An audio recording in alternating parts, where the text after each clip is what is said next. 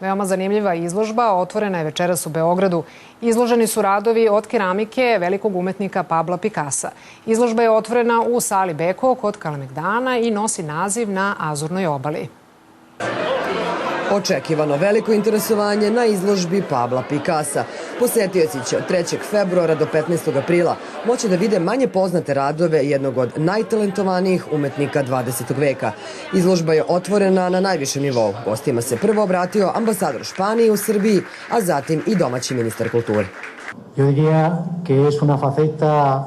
Iako izloženi predmeti nisu pravog likovnog karaktera, oni nose obeležje po kome je ovaj umetnik poznat u čitavom svetu. To je njegovo interesovanje za čoveka. Ovaj deo života je Pikasovo smirenje i važan je podjednako njegov privatni život kao i njegovi umetnički izazovi.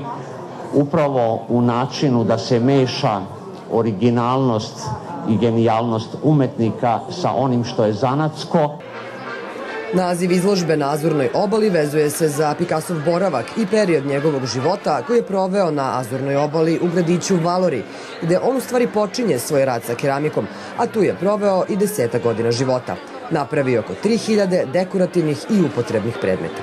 U pitanju su predmeti od keramike, srebra i zlata, kao i plakati koji su tematski u istoj vezi sa ovom keramikom, pošto su rađeni upravo za izložbe keramike.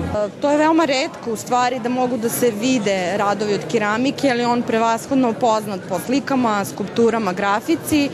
Izložba ređe izlaganih dela Pabla Pikasa je proizvod dobre saradnje sa galerijom iz Slovenije Deva Puri, koja je organizovala izložbu Božanstveni svetovi Salvadora Dalija u Beogradu. Ta galerija je sakupila radove sa više strana i iz nekoliko privatnih kolekcija. Inače, ova postavka će biti predstavljena publici u regionu do kraja ove godine, a nakon Bleda i Beograda seli se u Dubrovnik.